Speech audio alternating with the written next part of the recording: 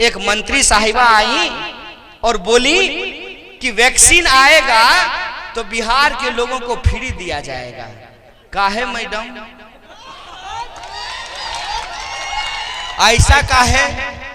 एक बात तो ये कि वैक्सीन अभी आया नहीं है, बच्चा अभी पैदा नहीं हुआ है, वादा कर दिए हैं फुफ्फी कि झुनझुना खरीद के देंगे। अरे बुतरू हो जाने दीजिए, वैक्सीनमा बन जाने दीजिए, और काहे बिहार को दीजिएगा? बेवकूफ समझ लिए हैं ना ये हम लोगों को कि कुछ लोभ दे देंगे, इधर से उधर बात को कर देंगे। जब हम लोग 10 लाख रोजगार का बात किए तो बोले पैसा नहीं है, और खुद 19 लाख का बात करने लगे। काहे? नाना के घर से लाएंगे, कहां से?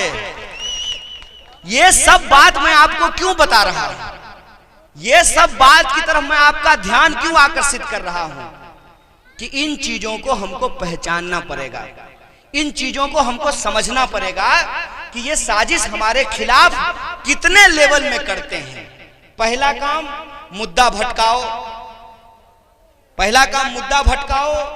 दूसरा काम, अगर मुद्दा से जनता भटक नहीं रही है तो किसी तरह से जो है उनको बिकाऊ बनाओ। दो नीति पे ये चल रहे हैं।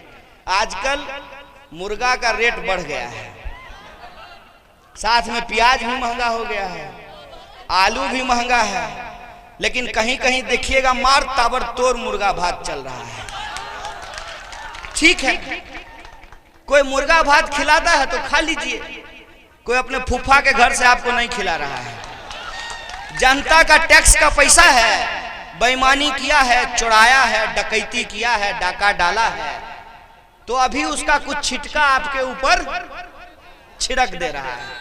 खा लीजिए, कोई दिक्कत नहीं है, लेकिन एक बात याद रखिएगा, 5 दिन चुनाव में मुर्गा भात खाइए, पेट हंसोतिए पान खा करके, कोई दिक्कत नहीं है। लेकिन अगर मुर्गे भात में फंस गए तो ये 5 दिन का मुर्गा भात के बाद 5 साल तक ये मुर्गा बना करके रखेगा। हर 5 साल में एक बार मौका आता है कि नेता जो है मुर्गा बनता है।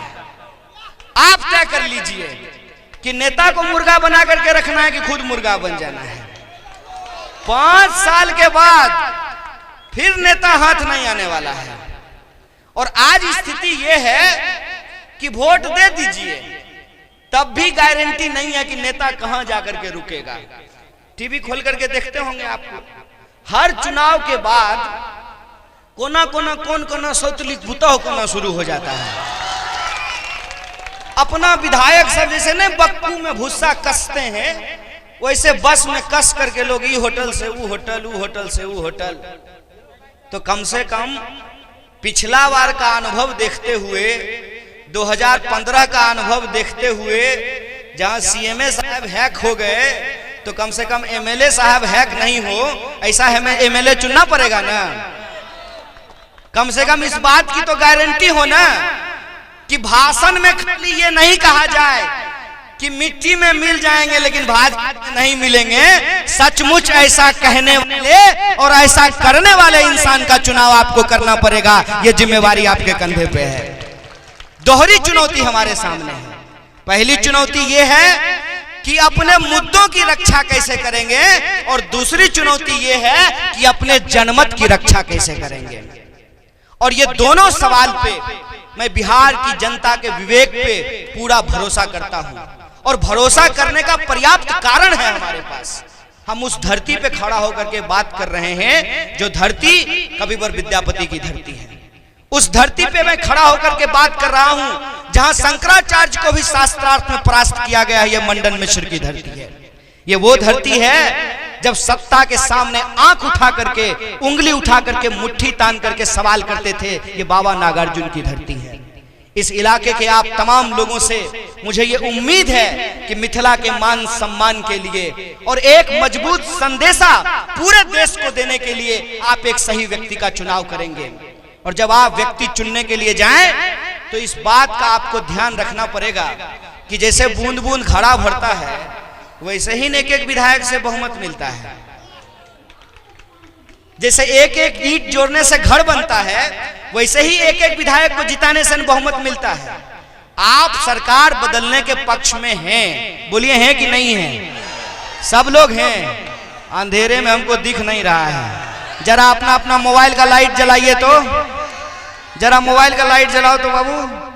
हाँ, जरा जलाइए मोबाइल का लाइट, पीछे से जलाइए, सब लोग जलाइए।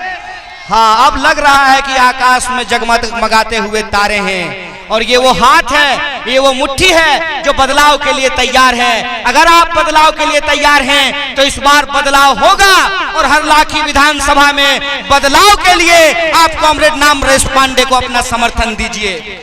रास्ते में आ रहे थे तो एक नौजवान हमसे पूछा, सब कुछ तो ठीक है, नेता सब नौजवान नौजवान हैं, आप लोग प्रत्याशी थोड़े बुजुर्ग हैं। तो हम बोले, रे बउआ, बिहार में बीमारी है, अब बीमारी का इलाज करने के लिए ऑपरेशन करना पड़ता है। ऑपरेशन जब करते हो ना तो पहला पंथ पड़ता है। पहला पंथ में क्या पड़ता है? खिचड़ी। खिचड़ी का चीज से बनता है? कौन चावल होता है? तो पुराना चावल नहीं है पांडे जी। तो पंथ पढ़ने के लिए पुराना चावल चाहिए कि नहीं चाहिए?